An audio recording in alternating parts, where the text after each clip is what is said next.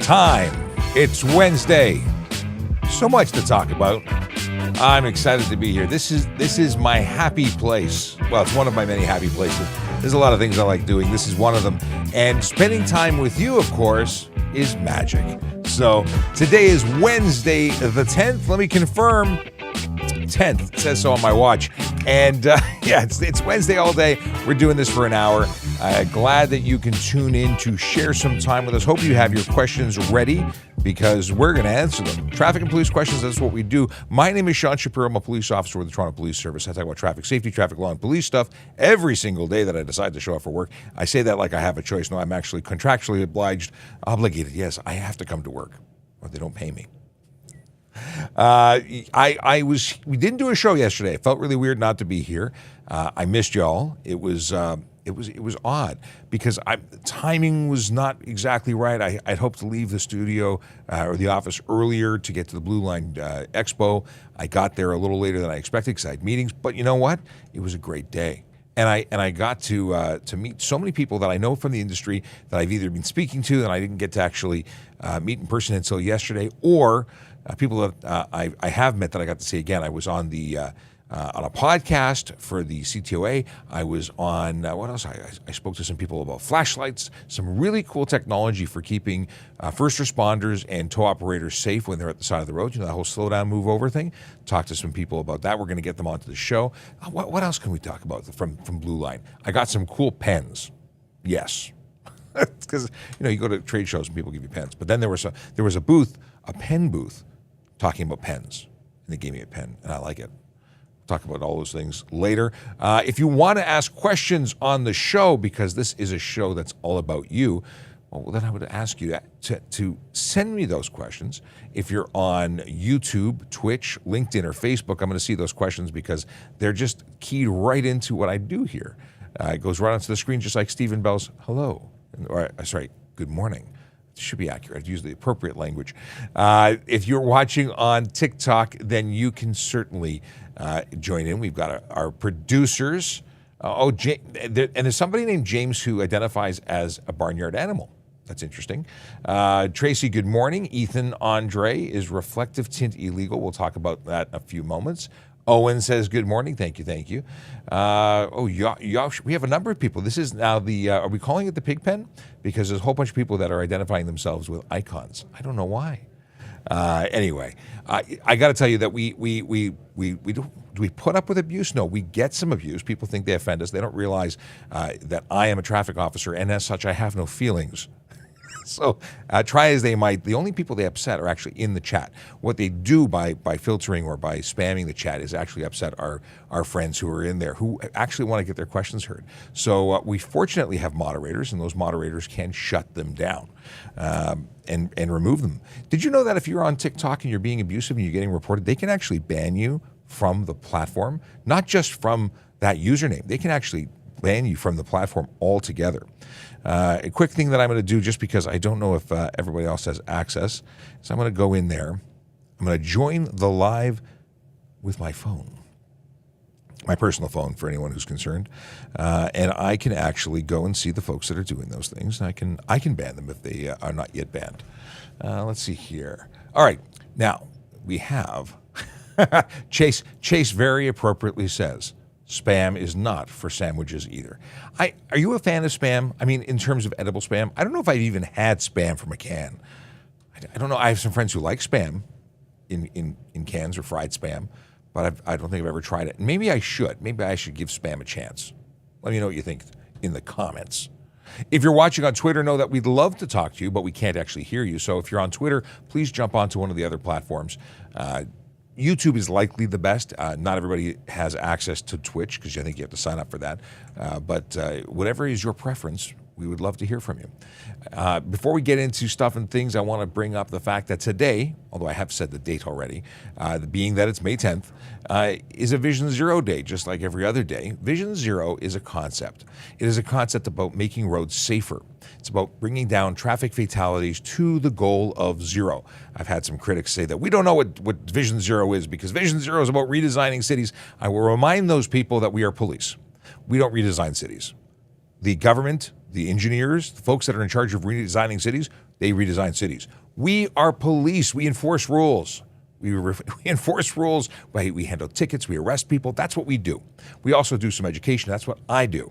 So for the critics who say that we aren't Vision Zero enough or we haven't received the appropriate brainwashing, no, we're good. We do what we do. And we understand that we cannot eliminate collisions. The ones that lead to serious injury and death, though, yeah, that we have something to do with. And we can reduce those because there's no excuse for them. The ones that lead to serious injury and death are by choice. People are choosing to behave in a manner by speeding, driving aggressively, distracted driving, impaired driving. They're doing it on purpose, not with the intention to hurt people, but they're choosing to engage in those behaviors, knowing that they're dangerous. Well, that's unacceptable. You get into a fender bender when you're going slow, that doesn't really do anything. Yeah, I remember one of my favorite campaigns years ago was the Wipe 5 Off campaign out of Australia. And they talked about doing 60 versus 65 kilometers an hour and what a difference that makes. Well, look at what we're doing in Toronto. The lawmakers, those engineers, those people who change rules, they reduce speed limits from 60 to 50, from 50 to 40, from 40 to 30.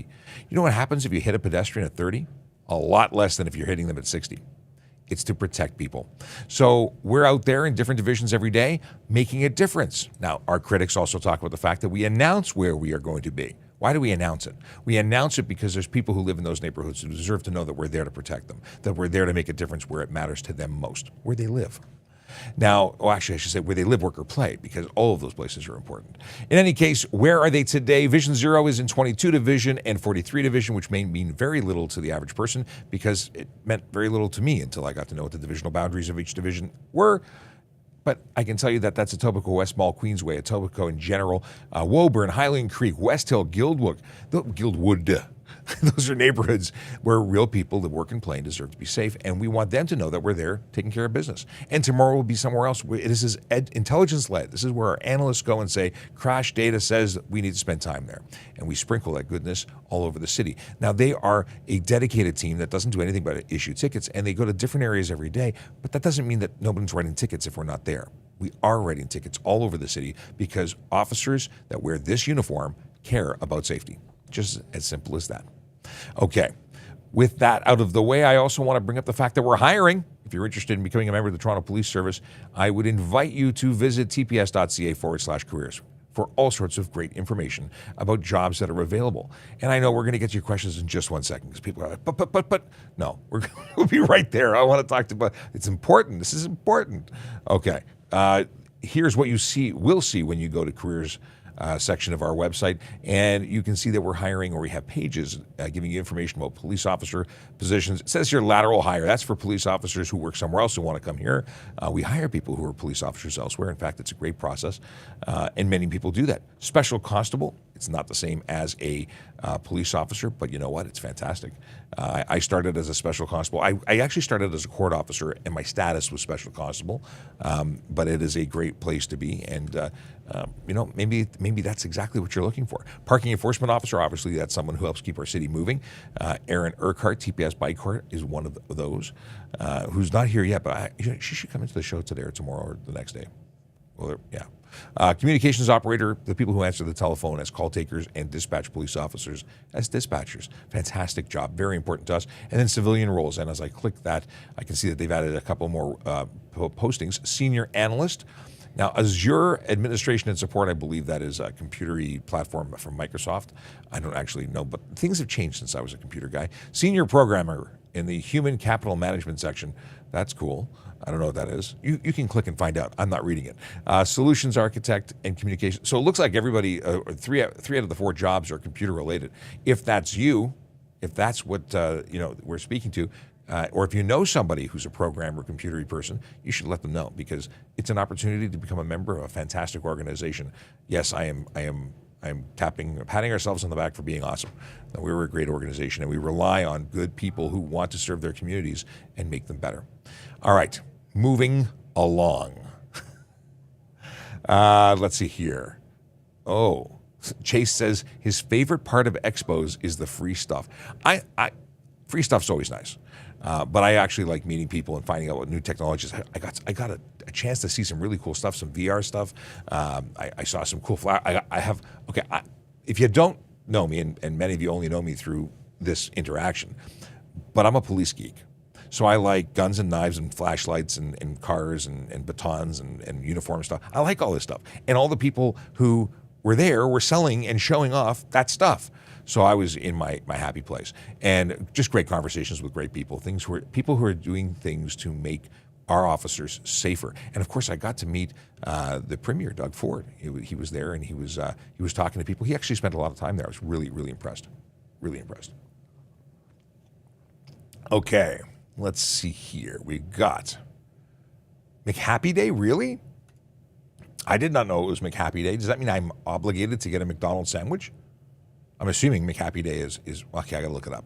But if it's McHappy Day, I mean, if I have to eat my favorite junk food, Moore in the Morning, it was talking about, or on Moore in the Morning, the host was talking about the fact that he really only goes to McDonald's. He's a McDonald's guy. And McDonald's has been a part of my life for a long time. I even worked at McDonald's. Yeah. So maybe I have to go support them. That's cool. And Stephen Bell's birthday is coming up on Monday. Cool. Good to know. We will be here on Monday.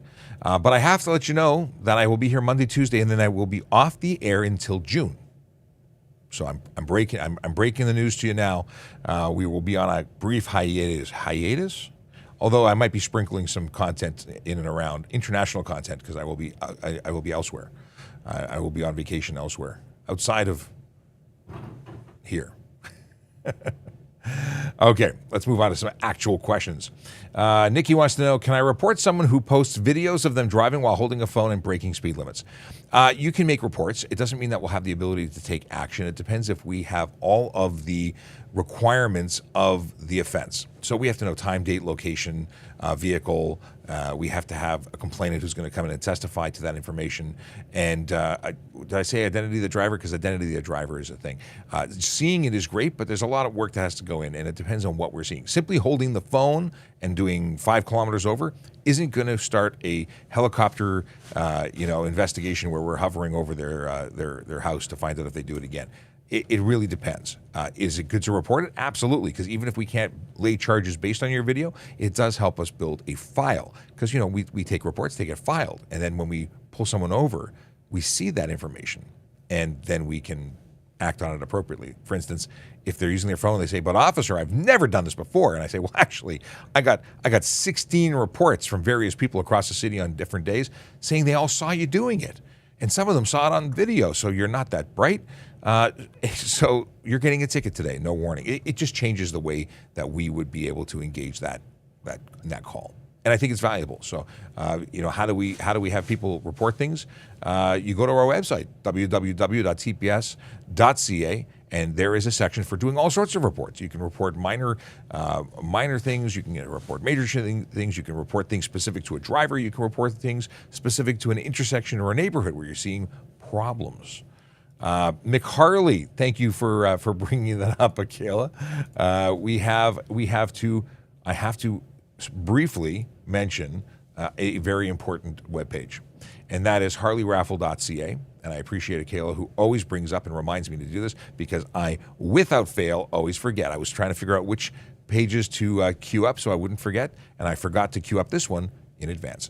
What are we talking about? If you would like to support Special Olympics Ontario, there is an opportunity for you to be a good human, maybe even a great human, and also support a fantastic charity that takes care of great people. It allows them to get involved with sports and really push their limits and their personal limits. They do so many cool things. Now, everyone should be trying to be better every day, and this group of fine folks enables people who don't always get an opportunity to do things, to do great things. I've spoken to so many cool athletes that participate in Special Olympics, and I supported them. I bought my 8 tickets already. I might have to buy 8 more because I really want to have that motorcycle in my driveway. 1 ticket for 20, 3 tickets for 50, 8 tickets for 100, and it's all electronic. And if you happen to see Motor Squad officers at an event in the near future, know that you can also buy tickets from them directly. All righty then. What is this? Big Jeff Fresh says Vactus. I don't know what we're talking about. I've missed the joke. I read it, but I don't know what you're talking about. Okay. We have Dr. Nick, who says, what is the purpose of the law banning rear passengers from drinking? Obviously, the criminal drunk driver Drivers don't care about the laws, so what's the harm? It's against the law to have open alcohol in a vehicle. What's the purpose? I can't speak to what the lawmakers thought of or why. I can assume that it's just having open alcohol, bad idea. It's accessible to the driver. Someone could be handing it to the driver. But I couldn't speculate as to what the extended meaning or intention was behind it. But I do know it's illegal, and I support that. There's no reason you should have open alcohol in there. And that applies to limos, regular vehicles. You can't smoke marijuana in a car either, or consume any drugs in a car. So is there a particular reason? I don't know. I wasn't in the room when they wrote the law. And Akila says, Spam isn't kosher, and it has a ton of salt. Okay, good to know. Raymond wants to know, is there a regulation as to how bright I can have my reverse taillights? So here's the deal. The 3 lumens is the minimum brightness that it can be. And it has to be white light. Could it be super white light? Oh, these are reverse lights. I was thinking, 3 lumens is my is for license plate light. I was going in the wrong direction there. I don't know. I don't know if there's a maximum reverse light brightness. If they're considered headlights in that thing, that I would assume that 3,000 lumens would be the same. That's for a headlight, but I don't know. I've never had this question before. But I guess it's so you can see things, and seeing is good, and it's only on when you're driving backwards. Yeah, I don't know. We'll have to do some research on that. Making a note. So yeah, this is my pen. My pen that is new. I got a new pen from Anna today because I can't find my old pen. Okay, this is not a trade show pen, by the way. This is an Anna pen. Okay, we have a reverse light max. That's what I'm making my note about. Okay. I underlined it, so it's super important. Okay, Adam from Alberta. I'm from Alberta, but I have family in Ontario. Can I drive legally in Ontario? Well, that depends on how you're licensed. So if you are licensed and you're over the age of 16, because in Alberta, I believe you can start driving at 14, you can drive in Ontario whilst possessing a proper license and being over the age of 16 or older. So if you have a learner's permit from Alberta, it's only valid in Ontario once you are 16. And even then, learner's permits really aren't intended for use outside of your province, but many provinces accept them. And after some deep diving in the rabbit hole that I went down, even though technically they're not transferable, if you have a learner's permit in Alberta, you'd have to apply again for a new learner's permit in Ontario, because again, they're not really intended to be used here. But many people accept them. Crystal says, my daughter did Special Olympics this week in the city. What is it? I missed this. Live, and it was amazing. So happy to hear Crystal and her daughter doing amazing stuff with Special Olympics. And sorry, I missed your message where you said good morning and hope you're having a great day. I am having a great day. It can only get better because we're hanging out with you guys. Ryan JJD, I think is the name. If it's a completely deserted and no other vehicles on the road, is there any laws that prohibit driving in oncoming lanes over the yellow line? Technically speaking, no, there's really, in Ontario anyway, there's no law saying you can't be on the oncoming lane unless it's in conjunction with stunt driving, and then there is something that says you can't do it. Crossing the line isn't specifically against the law. Passing into oncoming traffic isn't against the law. But if you were to come into contact, or if you were causing drivers elsewhere to cause an issue or making it unsafe, there's obviously issues there. You can't play chicken, for instance.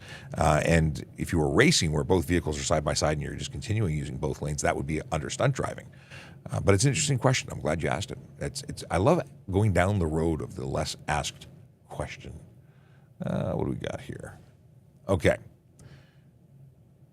Do youths... Okay, one second. We're going to scroll back. Okay, no, we're going to grab that one. The question is from Vince. Do youths have to get mug shots if they're arrested for an indictable offense, or is it only fingerprints? I think everybody gets photographed. I can't imagine why some wouldn't get photographed. It depends on what we're talking about, because if you're talking about, like, what's a youth? If you're talking about from the age of 12 on up to the age of 17, then yes, they're going to get photographed. If you're under the age of 12, I don't think you're criminally responsible. I don't think you're going to get charged. And I say think because it's been a long time since I've actually, I don't think I've ever come into a situation where I've had to charge an 11-year-old or younger. So I've never had to process one, so I don't know. I don't know if they get photographed anyway. Would they get fingerprinted? I don't know. I've never arrested a child. Wow, I love the fact that we've gone down a portion of, I've just never gone down there. Let's see here.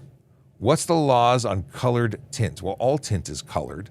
It doesn't matter if it's gray, which is your standard gradient, or if you're talking about pink, purple, green, that actually is a color that is not a value. So I guess a gradient is a value, but it's all classified as colored. When you talk about, there's color coding and there's reflective coding. And both of those are deal with or obstructing the driver's view out and obscuring our ability to see in. Both are illegal depending on the limits. And we talk about obscuring because if I can't see you, it's against the law. There is an inspection standard which says you have no more than 30% light blockage, meaning 70% of light has to get through. But that's for inspection, and we can deem it to be an unsafe vehicle based on being beyond that percentage. But just from looking at it, if I can't see you, if I can't make out your description, if I can't see if you're wearing a seatbelt or not, that's too dark. You've obscured my ability to see in to the driver's compartment. The window's directly left and right of a driver, and the windshield can have nothing. So those are going to be a ticket, $110 for preventing me from seeing in, whether it be through the windshield or the windows directly beside the driver on either side. And if your view is determined to be obscured seeing out, well, then it could be another $110 ticket, or it could be unsafe motor vehicle and lose your license plates. They could be seized for an unsafe vehicle. Yeah. Zach has a question about airsoft, more specifically airsoft in your own backyard property inside the city. You want to know if you can have these firearms-looking devices that shoot pellets. Are they legal for sale? They are legal for sale. My understanding is if they are truly... So there's replicas that are ultra-realistic. Those can be prohibited depending on the interpretation.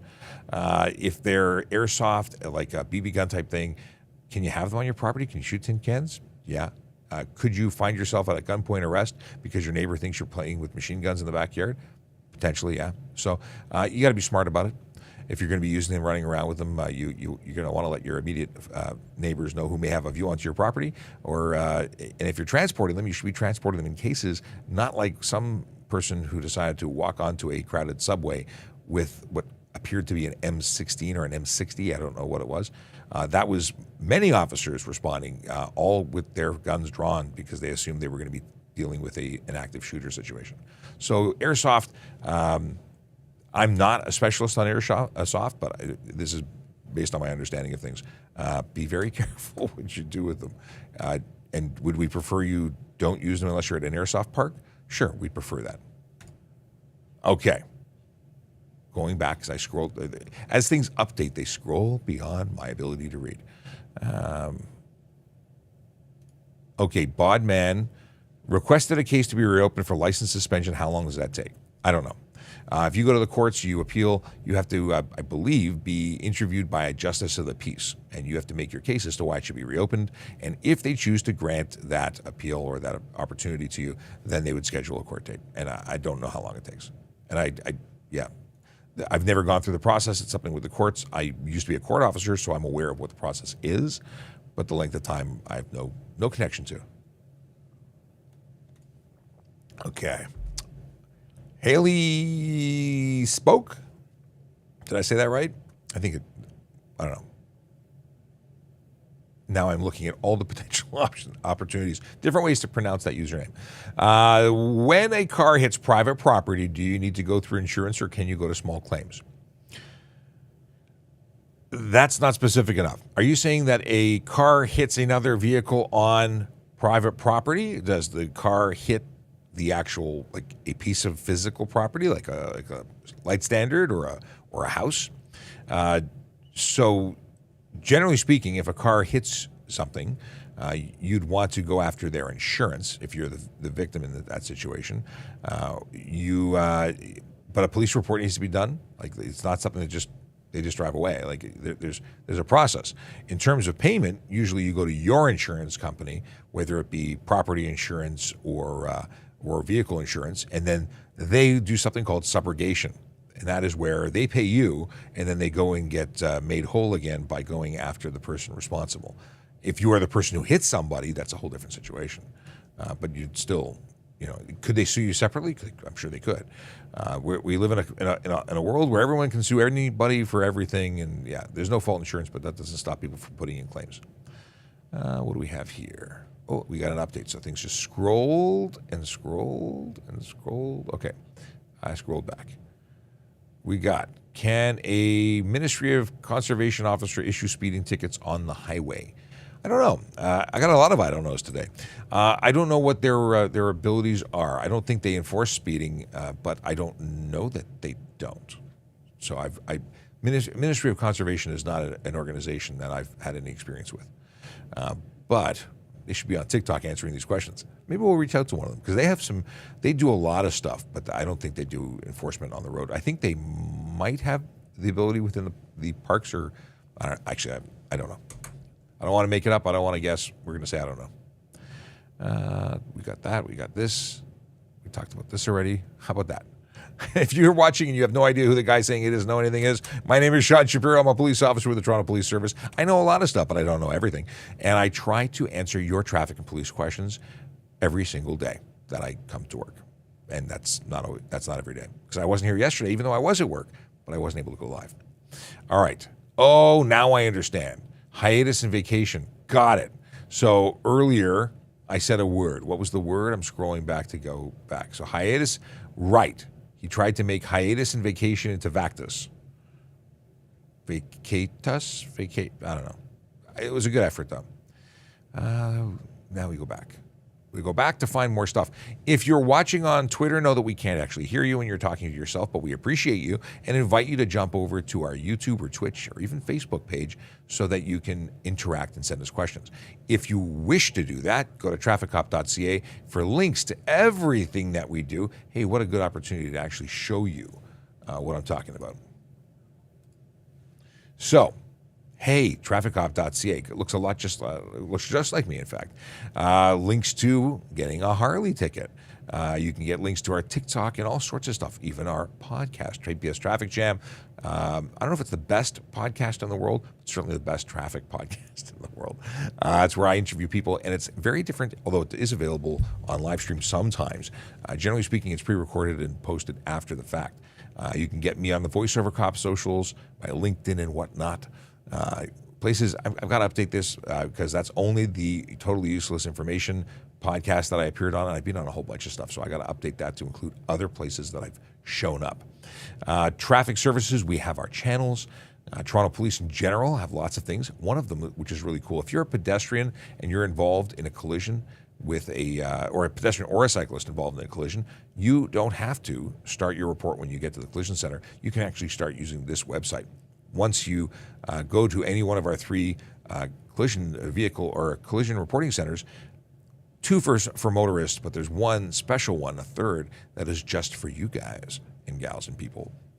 You can do that by coming to 9 Hannah right here where I am in our lobby, but no motor vehicles are taken. It's only pedestrians and cyclists. But again, you can start that report here. Now, useful links. I got great stuff here. Renew your license plate. You can even go and set reminders up for your health card, your driver's license, all of that done here. One simple link. Driver's license check. You're going to loan your friend a car. Make sure they're licensed, because just because they have a card in their hand doesn't mean it's valid. This website allows you to check the validity of that license. Riding an e-bike, riding an electric kick scooter, here's the information on the laws in Ontario about those, surrounding them. And I got to do some research about this one today for someone. In any case, that's what you need to know. Also, if you're in Toronto, know that the pilot for electric kick scooters doesn't apply here. We do not accept kick scooters in the city of Toronto, despite the fact that people get into collisions with them all the time. So what happens if you're involved in a vehicle that's prohibited and you're in a collision? I wonder if insurance is going to pay you. I don't know the answer to that question, but I think they might have problems with you. Just saying. If you're going to buy a car, check to see if it's stolen before you buy a vehicle. You can do that by running the VIN, that's the vehicle identification number, in this database, which oddly enough goes to people who know stuff. And finally, a link to give you information about driving in places in Canada. Whether you're moving from one province to another or you are visiting from elsewhere, yeah, This is where you can get some great information about what you got to do. Where's my mouse? Come back here. Okay. Taking the screen sharing off. Trafficcop.ca, that takes you to my link tree. That's where you get to all those links, and I update them often. Let's see here. Nicky Nance. How do I apply for a driver's license in Ontario if I have a driver's license for my home country? Oddly enough, I just talked about that link, and you should check it out. If you are in Ontario and if you become a resident, you now live here, you have 60 days to apply. And what you can do is go to a Service Ontario, you fill out a form, and for most countries, there's an exchange program. So if you're an American, if you're from the UK, you can do a straight exchange. But not every foreign license will allow you to do a straight exchange. Some of them will require you to start from the beginning with a G1 and get a learner's permit.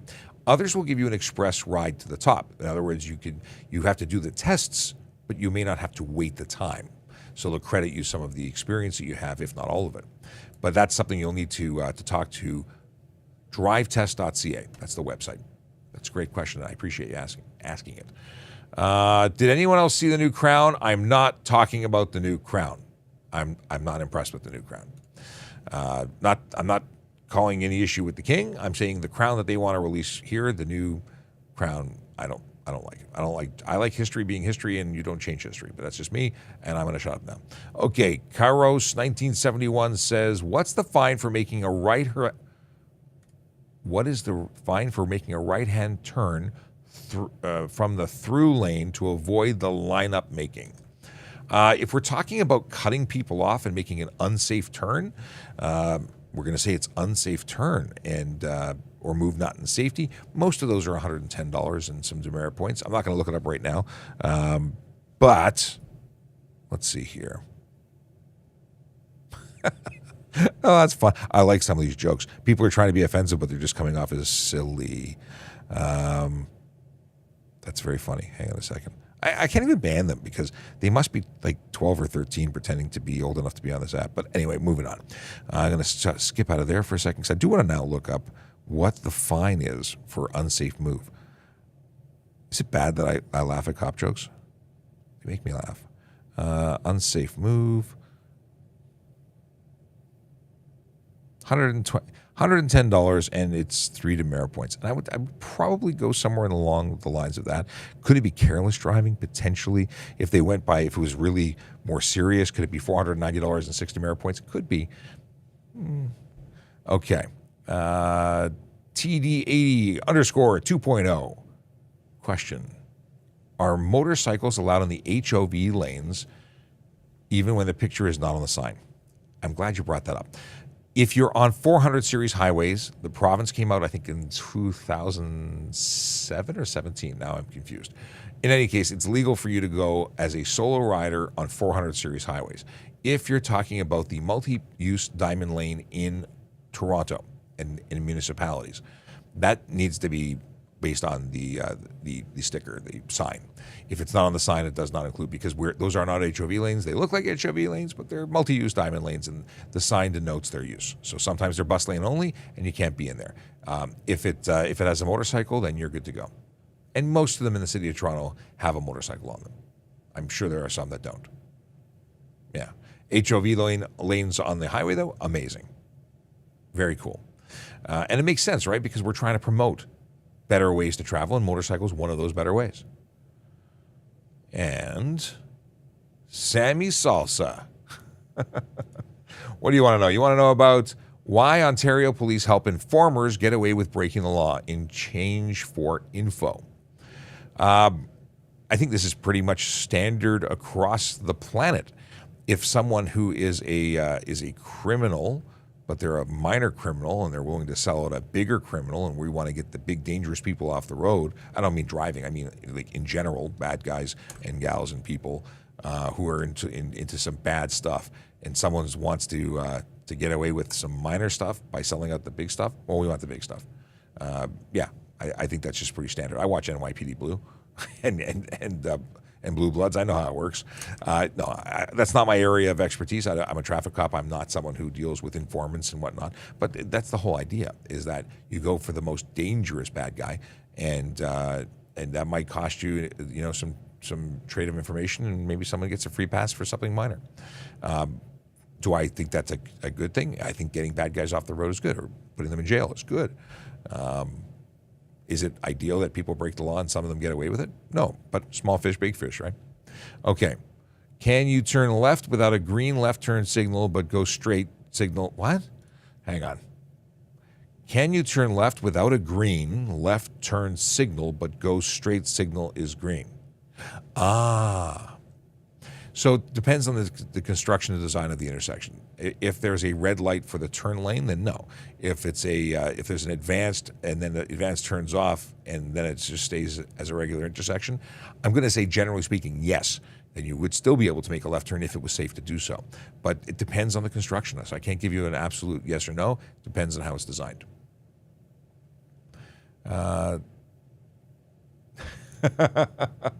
Some people like being agents of chaos. Some don't realize they are. I think that's hilarious. So we were discussing what do we call those people who do things that make the roads unsafe? And Kayla has coined the phrase, agents of chaos. Wasn't chaos, what television show was chaos an organization for the bad folk? I'm sure that was maybe somebody can Google that. I thought chaos was some criminal organization in some series. Maybe. Okay. What do we got here? Joke officer. Is that you have a joke or is that your user? Oh no, it's okay. So it's the Grinch.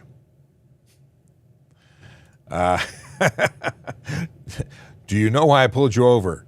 You were bored and wanted some company? Those are good. Like I said, I appreciate cop jokes. I think that we have to be able to laugh at ourselves because we do stuff worthy of laughter sometimes. Sometimes we do things worthy that are not worthy of anything. Some people do the wrong thing, regardless of whether they wear a uniform, whether they're doctors, lawyers. There are bad people everywhere. Some of them fall through the cracks or get through. But generally speaking, 99.99% good people doing good stuff. What do we got here? We talked about this. We talked about that. I can close this window. Fantastic.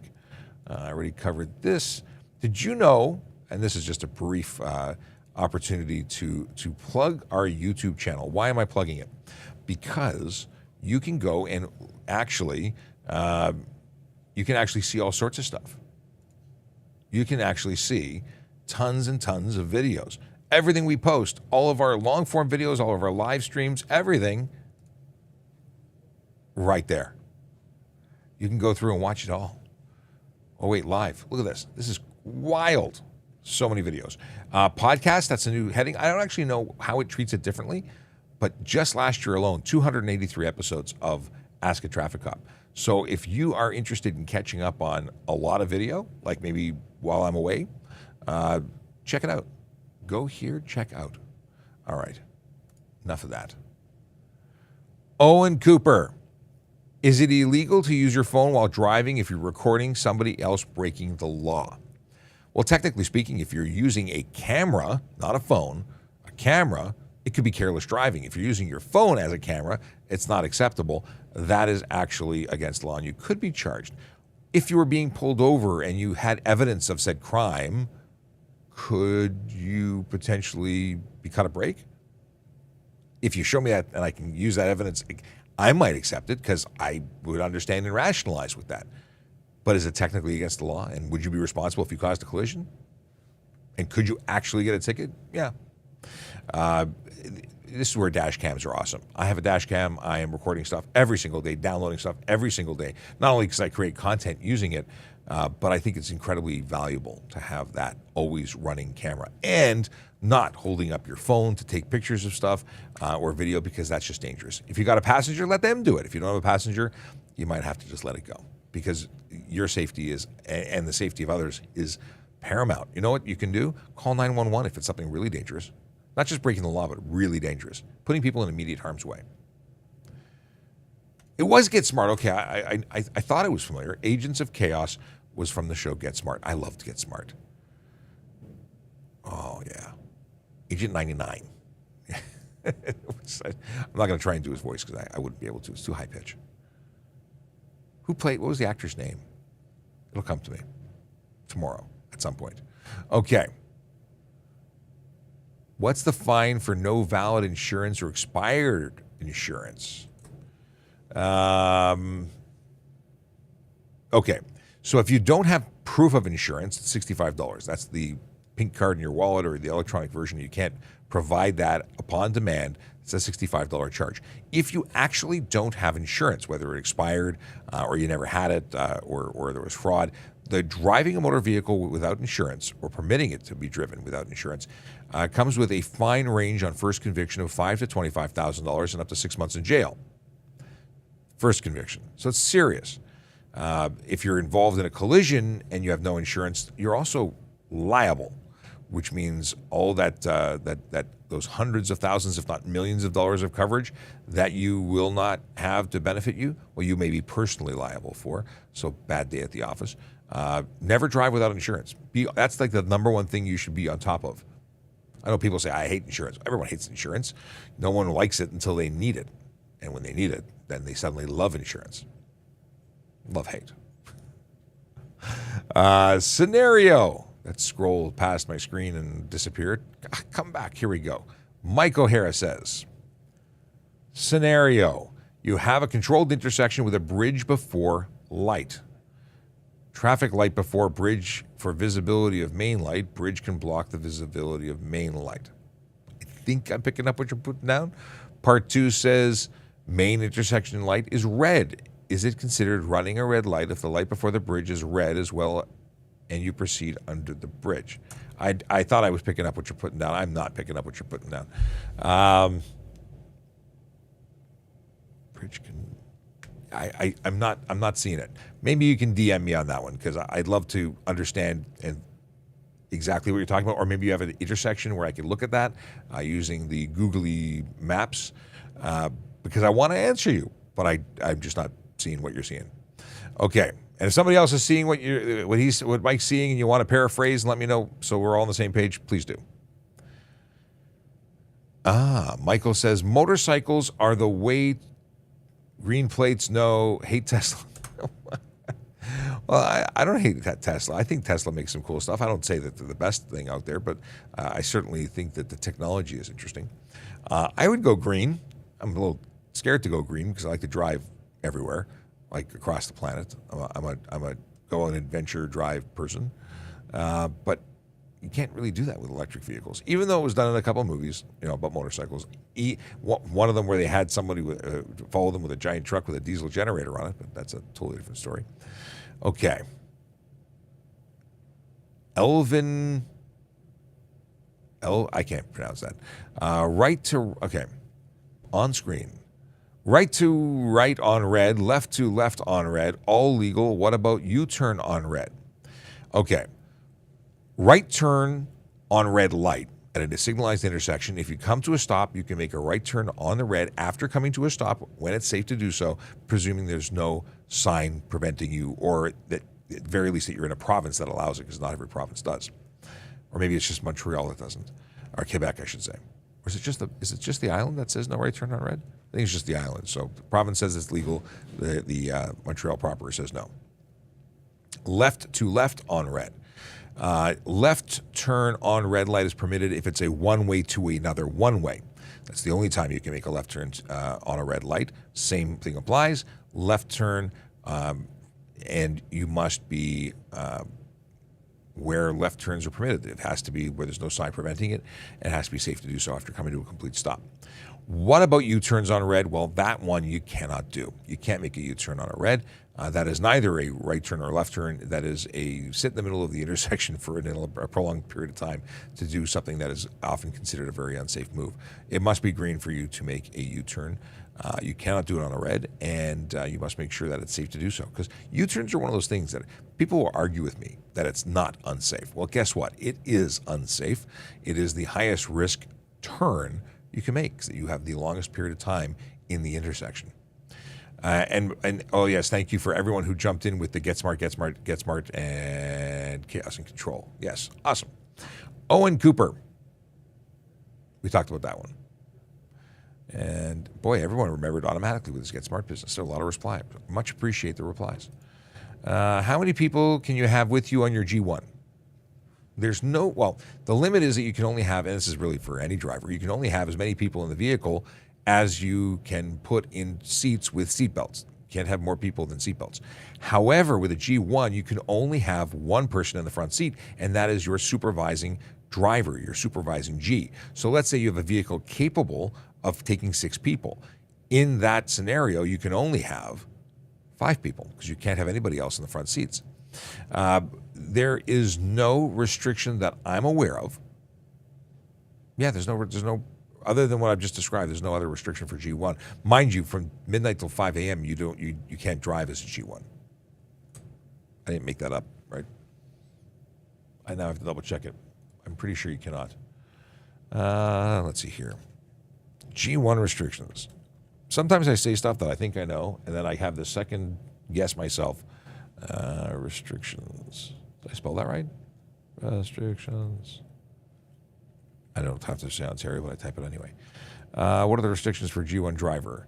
Not being drinking alcohol, 0 BAC. Must not drive alone, have an accompanying driver in the front passenger seat. Each person in the vehicle must have a working seatbelt. Oh, there's more. Come back. Come on. Come on. Of course, it's all the way at the bottom of the... Oh, come on. Conditions, conditions, conditions. Oh, it made it nice and easy to read when I was looking at it from there. That's requirements.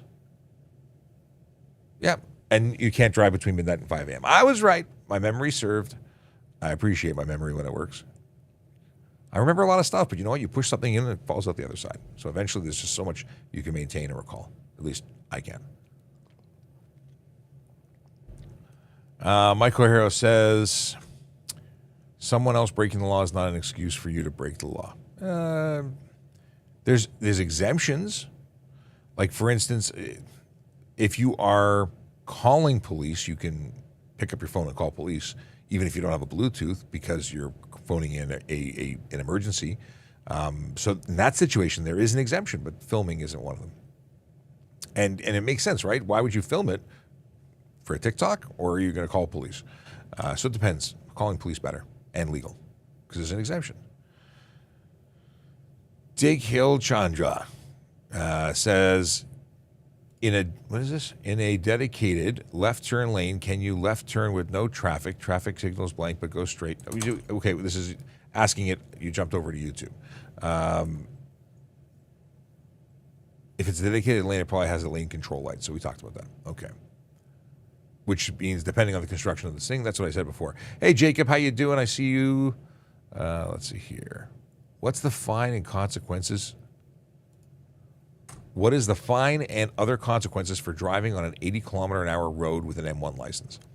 So you can drive on an 80-kilometer-an-hour road. You cannot drive on highways with a speed limit above 80. So you can't exceed 80. You can't be on a 401, which is 100 or 110. That's prohibited. There are some roads that are over 80 that you can be on because they're exempt. There's a list of the ones that are excluded because they're the only roads available. So in those situations, you can actually drive on roads that are over 80. If you were going on a 401, which is, so I think you're asking about the restrictions. If you were on the 401, for instance, a controlled access expressway that is prohibited from M1 use, which is a motorcycle license for anyone, a motorcycle learners for anyone who's wondering what we're talking about. You would be charged for violating a condition of your learner's permit. You would be paying a $110 ticket, a fine, and you would get a 30-day suspension on your license because you violated a condition. Don't do that. Dad joke I'm going to leave till the end, but I saw the hashtag. Thank you. Can I use my phone? Can I use my phone on video to play music in my car that is connected to Bluetooth? If the screen is invisible to you, could you? If you didn't touch it, you set it up and you just put YouTube music on or YouTube videos and it's auto-played and you listen to all the commercials because you're not a subscriber. As long as you can't see the screen and you don't touch the phone, I don't think there's an issue with it. But you can't, and if you have the subscription, you can actually shut it off and let it play in the background. But you're better off not using a video thing. Just use the audio, an audio music app, and you use CarPlay if you have it. If you don't, then you must still set it and forget it and not touch it while you're driving. Oh, no kidding. 12:55. Thank you very much. Kayla Draconis reminding everybody that there is an alert test coming at 12:55, which means everybody's phones and watches and connected devices are going to ring and make noise. And I would very much like it if you did not call and complain, because I hear about people who get upset about the alert system being a pain. That is something to protect people. That is something to save lives and cherish lives, kids' lives. So, yeah, it's worth it. We'll deal with it. We talked about this. How do I DM you? Oh, okay. Mike O'Hara, go to trafficcop.ca. You can get into contact with me like on all. Instagram is easy because you can long form message me there. You can go on to TikTok and message me. That's a way to do it. You can go to LinkedIn and message me. There's lots of ways to message me. You can even email traffic safety programs at torontopolice.on.ca. We check that too. Okay, regional TO. Oh, not driving related, but do I know if there's more Toronto Police Dodge Chargers will be added to traffic services? And then confirms that there is alert ready test for Ontario 12:55. I'm not aware of any more coming. I don't know if there will or won't be. I'm not aware of anything like that. We have a couple marked, we have a couple unmarked, and they're very nice looking cars. I don't want to be in one. I think they're too small for me. I don't even want to try it because they look small. Give me a full size truck, and I'm happy. Does everyone know why it's Amber Alert? I know why it's Amber Alert. Let me go to the Amber Alert website, and I can bring it up. Amber Alert story. I think that's what I found it last time we talked about it. Missingkids.ca talks about it. And I'll put it up on this. Here we go. Amber Alert. Sharing it on the screen makes it easy. In 1996, a 9-year-old Amber Hagerman was kidnapped from Arlington, Texas, and brutally murdered. Her death was a profound impact on her community, and in the wake of this tragedy, an emergency alert system was developed to facilitate the rapid distribution of information to the public about child abduction incidents. It's named in her honor. It's a great system. It saves lives. Let's see here. Can I have clear backlights? It's weird to talk about lights after talking about Amber Alert. But yes, we can talk about that. And no, when you talk about backup lights, they have to be clear. If you're talking about clear lights instead of brake lights that are red or amber, no, they have to be red or amber. You can't make them white light. You can only project yellow or red to the rear. Now, your brake lights must be red. You can't have amber brake lights, just to avoid any confusion. I must stay that. The Grinch says, thank you for sharing the story. I always find it important to understand the backstory. 100%. Knowledge is power. And knowing is half the battle. Which one is that? Who said that first? Let's see here. And then there was, and now you know. That's another one. That's a different one. I'm using taglines from the 80s and 90s and see who goes, oh my God, I remember that. So many people won't know what I'm talking about. John asks, we're talking about who played in, of course the Grinch knows, because the Grinch is of my vintage. Don Adams from the original show and Steve Carell from 2008. I loved both of them as in that role. Let's see here. Oh no, there was that was Inspector Gadget. I almost oopsied and conflated the two characters. I also loved Inspector Gadget. Let's see here. Mostly the cartoon. I think that was better. If someone cuts into your lane and brake checks you, are you liable for the accident? Well, it's a collision, not an accident. We get big on words here. But are you liable if someone intentionally causes a collision? Could you be someone who was following too close? Potentially. So you want to be paying attention. If someone cuts into your lane, you want to create space as quickly as you can, as safely as you can. But a brake check could be criminal, could be careless, could be so many things. And this is where having a dash camera is so important, because this is part of insurance fraud. People do this to cause a collision and then say that you caused the collision. So dash camera is the way to protect yourself, because Otherwise, it's their story against yours, their word against yours.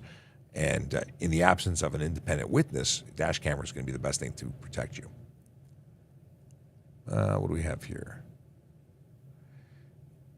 And Zombie says, is it really following too close that they cut into your lane in the last second? No. It's not following too close unless you don't do anything to change it after it's happened. So if it's an instantaneous thing where they cut in front of you and then brake check you, that's probably even intentional.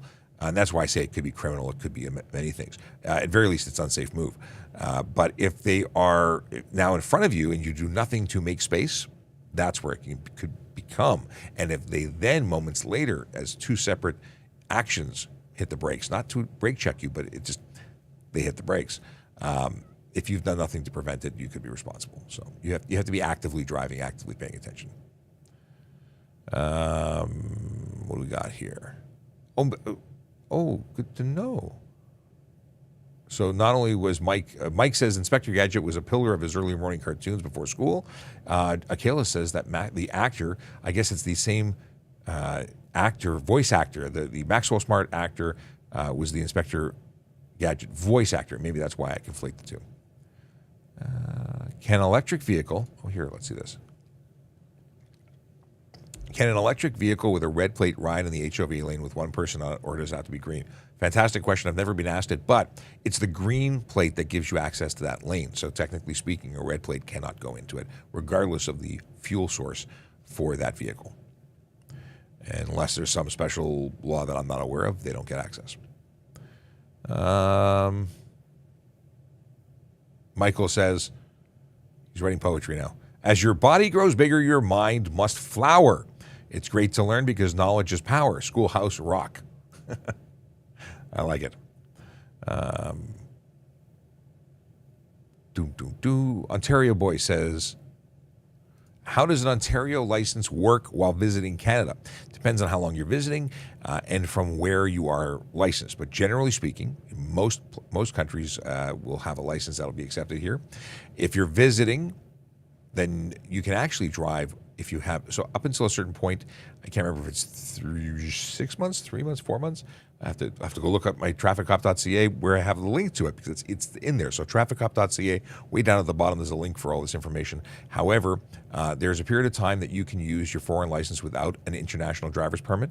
Beyond that, you need to get an IDP from your home country to use it beyond that. And I don't know if it's 6 months or thereabouts.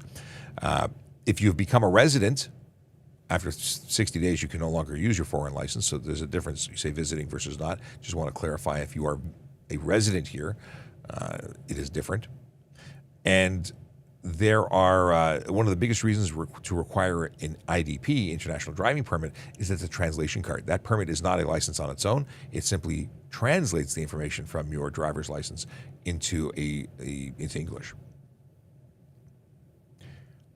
Do you know if it's illegal? Oh, here's the question. Do you know if it's illegal to follow fire services or EMS? Because I have a friend from Florida that says it's illegal to do so, but I know the laws are different in other places. When you say follow, do you mean like tuck behind and as they clear traffic, continue to drive? Or because you are obligated to pull over and stop. If you mean once they've pulled out, can you jump in behind and sort of catch the wake? I don't know if there's a specific law. I know that it really aggravates me, but I don't know if there's a specific law. I'll have to look into that. If I have what is this? If I have a headlight out, can I still drive during the day? You're only required to have two headlights during the night. We probably wouldn't see it even. So could you? Yeah, you drive with one headlight out all the way to get your new headlight put in. But you cannot drive at night with one headlight. And there's this cool, I like that song though. One head. Anyway, do cops get to choose what vehicle they want for their patrol car, Explorer, Explorer, Charger, Crown, Victoria, etc.? There are vehicles available in the garage, and we're not assigned specific vehicles generally. So you get what you get, and you don't cry. You know, when I was on the road, I preferred the Crown Vic over the Taurus because I don't fit in the Taurus. It's actually quite a silly looking picture to see me in it.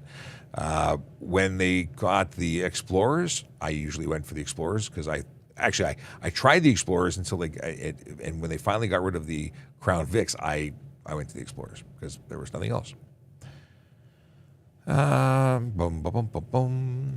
Medical emergency while driving, you pull over and call 911 as your car just left to the side of the road. If we attend a call and you're going to be taken by ambulance, police will come and tow your vehicle. We won't leave it at the side of the road. It's generally impounded to protect it, and we'll do an inventory search to make sure that valuables are documented, but it's not just abandoned and left there. What is this? We have a new section of our street that now includes area under the speed limit sign. I can't find what it means or the implications of it. So this is the new 30 or 40 zone. So there's basically an entire area. Once you pass that sign, everything beyond that until it says ends is going to be that new speed limit. So it's a residential area, not an arterial road, and everything in that area is of that speed. It'll sign when you're entering and when you're exiting. A funny story, my buddy has a house that is a corner lot at a cul-de-sac. It's just a little circle, not even a circle, it's a cul-de-sac.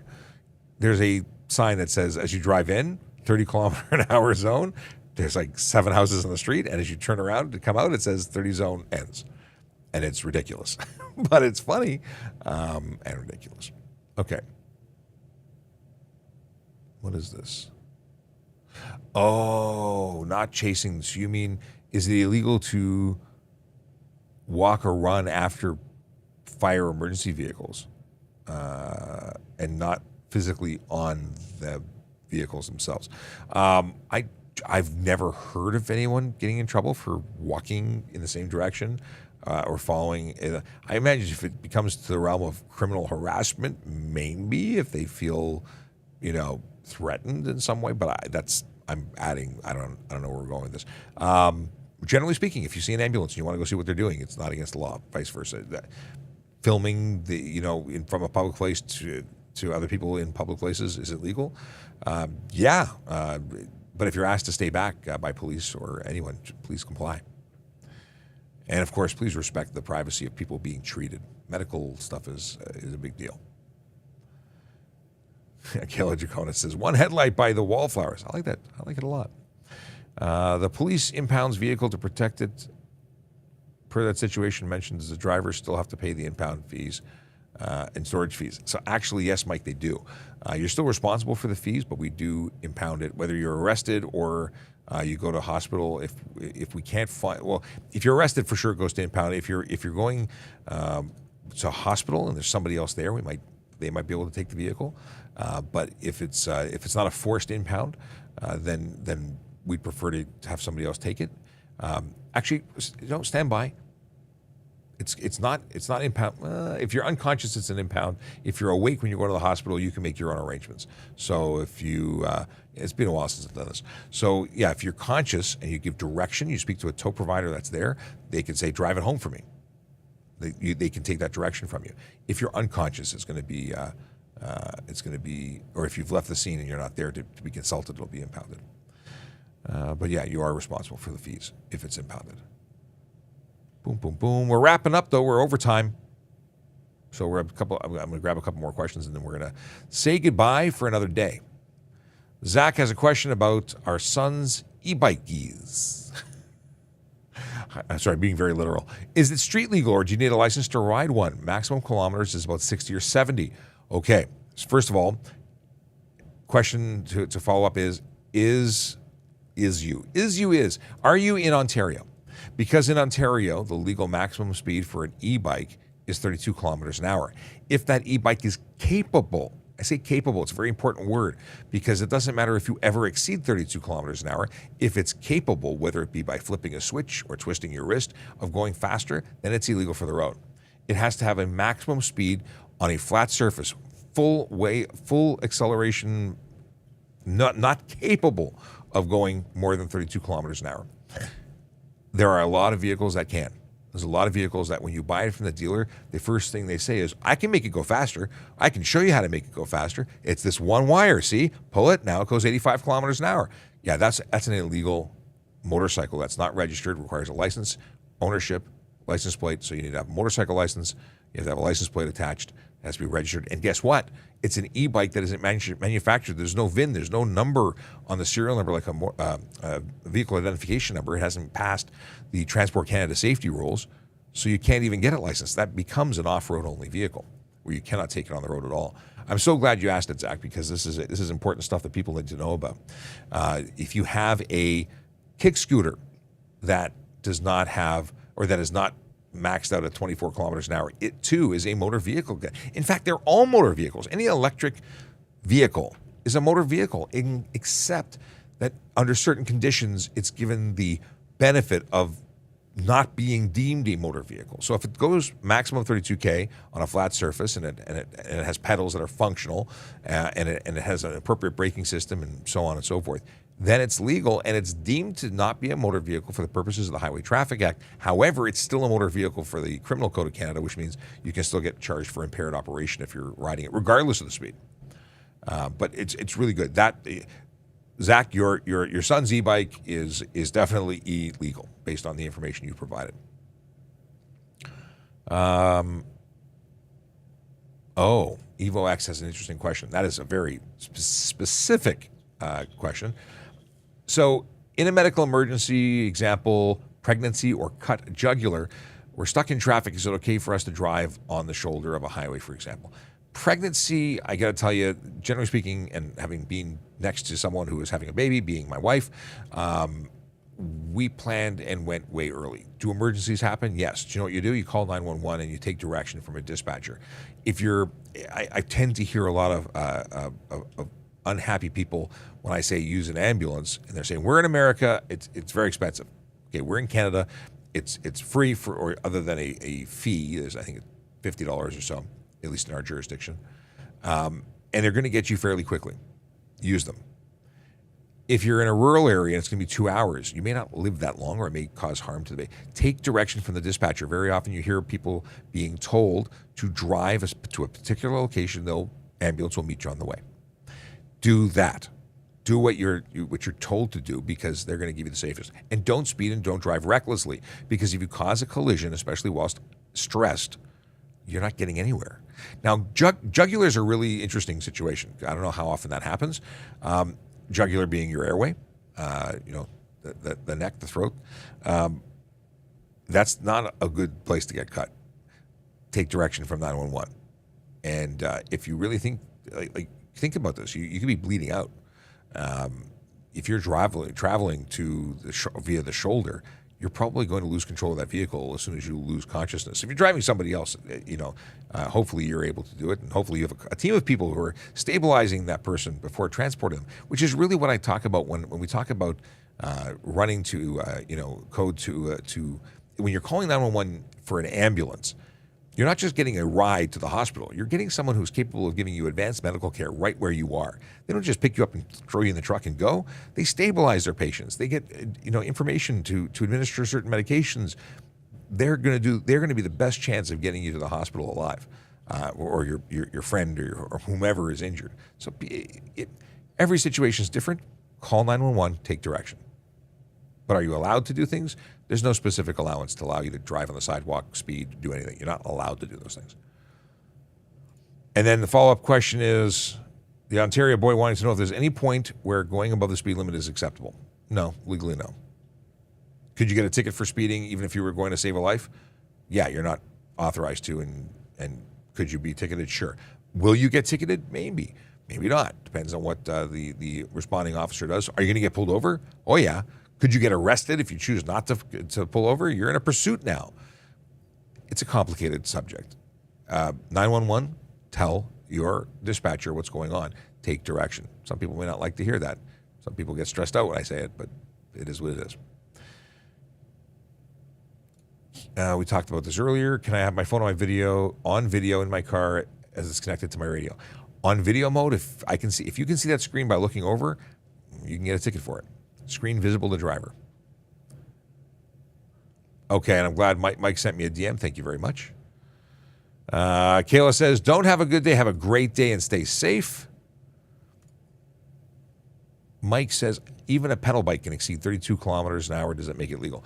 A pedal bike is not an e-bike. If you can do 32 kilometers an hour on a pedal-only bike, no electric power, then you are fine. If you can do a combined excess, so if you're on a augmented or a pedelec, and even though there's electric power augmenting your abilities, making you stronger essentially, bionic rider, and you can do more than 32 kilometers an hour, you're pedaling. 32 kilometers an hour, that maximum is when you are on solely electric power. You twist your wrist and you go. Now, some people will say, well, I'm pedaling when I'm going 90. No, that doesn't count.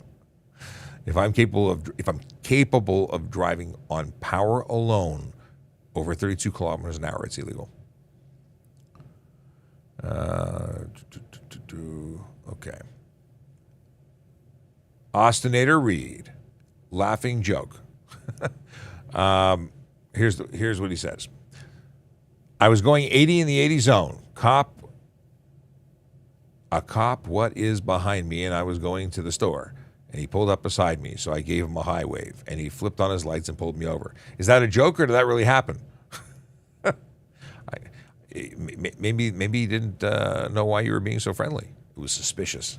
Anyway, I have talked way over time, and I must go because there are things that need to happen, even including lunch, which has to happen. If you are watching and you didn't know who I was, but you hung around for a few minutes, let me introduce myself. My name is Sean Shapiro. I'm a police officer with the Toronto Police Service, and I am here to help. I want to answer your traffic and police questions. We do it from 10 to 11, sometimes till 11:11. Now I want pizza. Anyway, sometimes we go slightly over time, but it's an hour a day whenever I can be in the office. We are going to be live tomorrow. We will not be live, at least not in the regular sense. I'm going to be on site. I'm going to be off-site for a media event in Markham on Friday, a motorcycle safety event. And then I will be back on Monday and Tuesday, and then you won't see me till June 5th. So at least not in our regular thing. Austinator says, an hour a day keeps the doctor away. Right on. And we have a great and safe day. And you know what? Here's a traffic song. A song, not a song. It's not a song. It's a song. Have a great day, everybody. Stay safe. Drive sober. Yellow light, red light, green light, go. Driving safely helps the traffic flow. Watch for pedestrians, look out for bikes, and don't drive like a jerk that no one likes. Yellow light, red light, green light, go. Driving safely is the way to go. Put down your cell phone, nobody needs you to text and drive on the DVP. Yellow light, red light, green light, go. Stop at stop signs, look both ways, then go. Seatbelt, save your life indeed. And watch your driving, don't speed. Yellow light, red light, green light, go. Driving safely is the way to go. Don't drink and drive or smoke some weed, because you might go to jail and not get free. Yellow light, red light, green light, go. Driving safely helps the traffic flow. I never get tired of the song. I love it. I was just talking to the performer, the officer who yeah, they did that. They made that. I neglected to dad joke and not wanting to leave that until tomorrow. Let's start with Zombie's dad joke. An argument I often have with my car is when it tells me my door is ajar and I keep saying, no, it's a door. Actually, I have a story about that because my dad used to have a 280 ZX Turbo, and it was my first experience of the talking car. Your door is ajar. Your door is ajar. Bing, bing, bing. This is a joke. Let's see if it's any good. Dad, why can't humans hear the sound of a dog whistle? What do you mean? Dogs can't whistle. It's kind of a groaner. Why was the weeping willow so sad? This is definitely a groaner. It was watching a sappy movie. Yeah, I got nothing for you. I do have a joke that has potential for tomorrow, so we'll deal with that then. Have a great day.